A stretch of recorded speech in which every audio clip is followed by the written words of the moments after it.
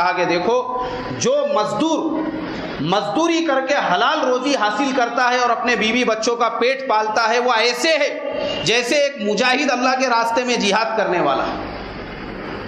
ان کو اس کی ترغیب دی اور کہا کہ مانگو مت، مانگنے سے بہتر ہے محنت مزدوری کرو اور اپنے گھر والوں کا اور اپنے بیوی بچوں کا اور اپنے ان کا رشتہ داروں کا پیٹ بھرو اور ان کا خیال رکھو اور ان کی ضرورتوں کو پورا کرو، اس لیے کہ تم جو لقمہ کماتے ہو اور اپنے بیوی بچوں کو اور اپنے رشتہ داروں کو کھلاتے ہو وہ کھلانا بھی تمہارے لیے صدقے کے درجے میں ہے۔ یہ فضیلت بیان کی۔ تو صحابہ جو تھے میرے محترم بزرگوں، آج جو ہمارے دماغ میں اسلام کا جو ڈیفینیشن بیٹھ گیا ہے کہ اسلام دنیا داری سے یا دنیا میں آگے بڑھنے سے یا ترقی کرنے سے روکتا ہے، یہ بہت بڑی غلط فہمی ہے۔ بلکہ صحابہ کی زندگی آپ دیکھو، حضرت عبد الرحمن ابن عوف رضی اللہ تعالیٰ عنہ وہ عشرہ مبشرہ میں سے تھے، لیکن اتنے بڑے اور اتنے مالدار صحابی تھے، ان کے بارے میں کتابوں میں لکھا ہے کہ ان کا پہلا اونٹ اگر مدینے میں ہوتا تھا تو آخری اونٹ ان کا ملک شام کے اندر ہوتا تھا۔ حضرت زبیر رضی اللہ تعالیٰ عنہ جب دنیا سے پردہ فرما کر تشریف لے گئے تو 4 کروڑ دینار انہوں نے اپنی اولاد کے لیے جو ہے وراثت میں یعنی میراث میں چھوڑے تھے۔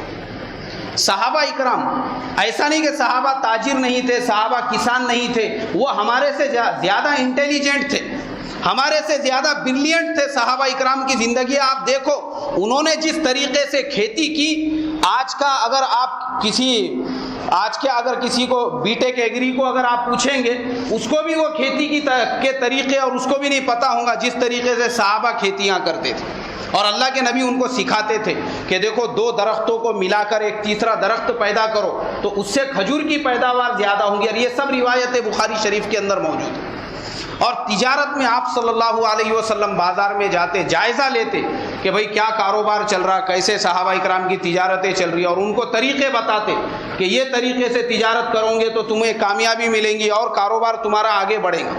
تو صحابہ کا جو بیس تھا اور جو بنیاد تھی وہ اللہ کا حکم اور اس کے پیارے نبی کا طریقہ۔ صحابہ نے جو تجارتیں کی، تو آج ہم مسلمانوں کے لیے بھی جتنا مسلمان ترقی کریں گے، آگے بڑھیں گے، ہماری قوم کا نام روشن ہوگا۔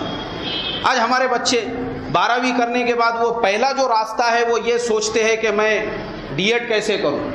آج ہمارا جو فائنل ڈیسٹینیشن ہے وہ یا تو ڈی ایڈ ہے یا تو بی ایڈ ہے۔ آج ہمارے مسلمانوں کے بچوں کے اندر جو کمپٹیٹیو ایگزام ہے، آج ہمارے بچوں میں ویسے حوصلے ہونا چاہیے کہ میں MPSC کیسے کروں، میں UPSC کیسے کروں، میں IAS آفیسر کیسے بنوں، یہ حوصلے ہمارے بچوں میں ہونا چاہیے۔ اور ماں باپ کا کام ہے، ماں باپ اپنے بچے کو پیسہ کمانے کی مشین نہ سمجھے کہ چلو بولے اس کو ڈی ایڈ کراؤ، لگاؤ، بنا دو ٹیچر تو تنخواہ شروع ہو جائیں گی، ایسا مت سوچو۔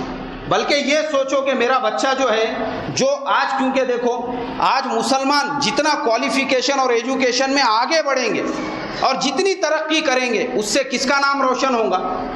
ہماری قوم کا نام روشن ہوگا۔ آج ہم کسی آفس میں جاتے ہیں، کوئی کام لے کر جاتے ہیں، وہاں پر جب غیروں کے سامنے ہم کو گڑ گڑانا پڑتا ہے، ان کی خوشامد کرنا پڑتا ہے تو شرمندگی محسوس ہوتی ہے۔ اور وہیں پہ اگر کوئی مسلمان رہے گا بڑی پوسٹ کے اوپر بیٹھا ہوا تو ہمارے کام آسانی کے ساتھ میں حل ہوتے ہیں، آسانی سے ہماری ساری چیزیں پروسیسنگ میں جاتی ہے۔ اس کا ریزن، اس کی وجہ یہی ہے کہ اپنے دماغ میں سے ہم یہ نکالے، اسلام میں کہیں پہ بھی منع نہیں ہے، تعلیم میں آگے بڑھنے سے منع نہیں ہے، تجارت میں آگے بڑھنے سے، مسلمانوں کے بڑے بڑے کاروبار ہونے چاہیے، بڑی بڑی دکانیں، بڑے بڑے ہمارے مارکیٹ ہونا چاہیے۔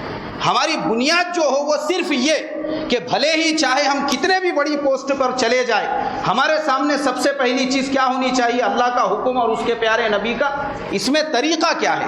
یہ 2 چیزیں اگر ہمارے ساتھ میں ہیں، پھر ہم دنیا کی کسی بھی لائن میں رہو، اللہ ہم کو کبھی فیل نہیں کرے گا۔ ابھی دیکھو آپ لوگوں نے شاید وہ نیوز پڑھے یا نہیں پتہ نہیں، ہماری ایک مسلمان بہن آسٹریلیا کے اندر وہ MP ہے، ممبر آف پارلیمنٹ ہے، وہ برقع پہن کے جانے لگی، اس کو گیٹ کے اوپر روک دیے۔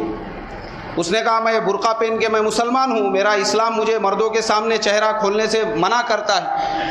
انہوں نے کہا کہ نہیں، یہاں پارلیمنٹ میں آنا ہے تو آپ کو چہرہ کھولنا پڑے گا۔ وہ ہماری بہن نے کہا کہ نہیں، اس نے وہاں کے ہائی کورٹ میں کیس داخل کیا اور فیصلہ اس کی طرف سے ہوا، اور وہ برقعے کے ساتھ میں جو ہے پارلیمنٹ میں گئی اور اس کی کامیابی ہو گئی۔ وہاں کے بڑے بڑے اخبارات میں یہ نیوز آئی۔ تو اس عورت نے، اس مسلمان عورت نے پوری دنیا کی عورتوں کو یہ سبق دیا کہ اے عورتوں، چاہے تم کسی بھی فیلڈ میں رہو، کسی بھی لائن میں رہو، کتنا بھی ہائر ایجوکیشن حاصل کر لو، کچھ بھی تم بن جاؤ، لیکن پہلے نمبر پر تمہارے سامنے کیا ہے؟